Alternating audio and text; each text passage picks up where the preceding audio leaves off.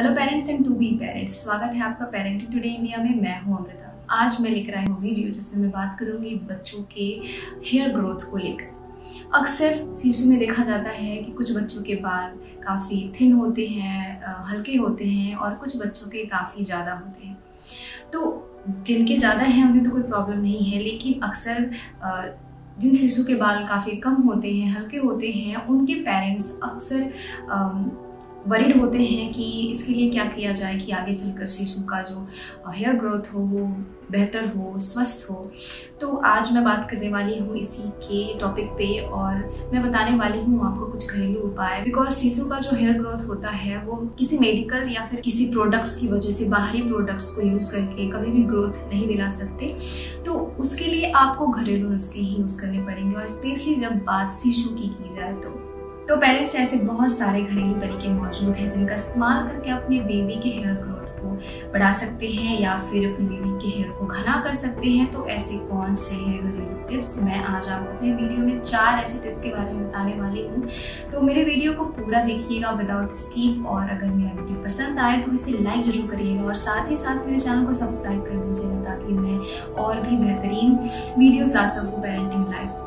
तो चलिए फिर वीडियो स्टार्ट करती हूँ टिप्स नंबर 1 से। तो पेरेंट्स, सबसे पहले अगर हम बात करते हैं तो बात करें पोषण की। सबसे ज़्यादा इम्पोर्टेंट होता है कि आप अपने बेबी के आहार में क्या क्या शामिल कर रहे हैं। तो स्वस्थ बालों के लिए सबसे ज़्यादा इम्पोर्टेंट होता है न्यूट्रिएंट्स, और इसके लिए ज़रूरी है कि अपने बेबी के आहार में ज़्यादा से ज़्यादा पोषण तत्वों को शामिल करें।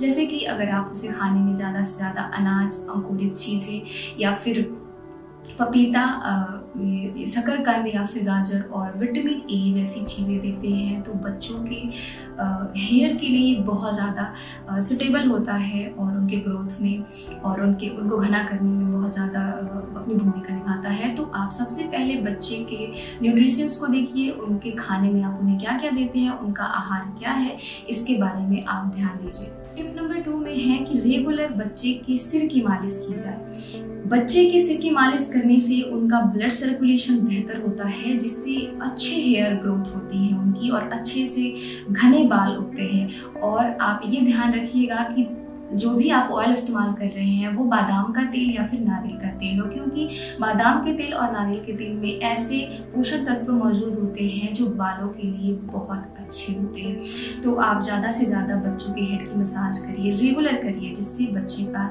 जो हेयर होगा वो काफ़ी घना होगा। टिप नंबर 3, बच्चों के स्कैल्प की सफाई पे ध्यान दें। बच्चों के हेयर में हमेशा ऑयल लगाया जाता है, और मैंने जैसे कि फर्स्ट में आपको बताया था कि रेगुलर हेयर मसाज आप करें उनका।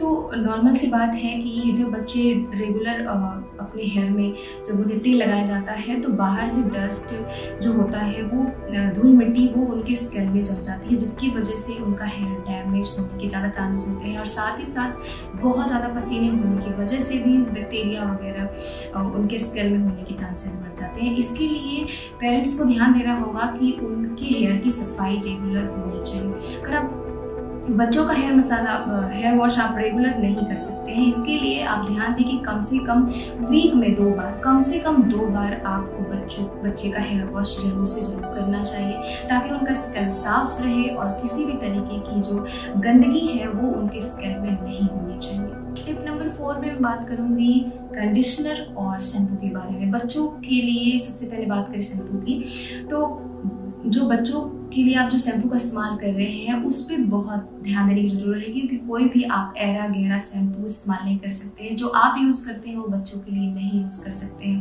कोशिश करिए बच्चों के लिए जो शैम्पू आता है उसी का इस्तेमाल करिए जो ब्रांडेड हो, और आपके बच्चे को किसी तरीके की एलर्जी वगैरह हो तो वो भी ध्यान रखिए कि कौन सा शैम्पू आपके बच्चे को सूट कर रहा है और कौन सा नहीं कर रहा है।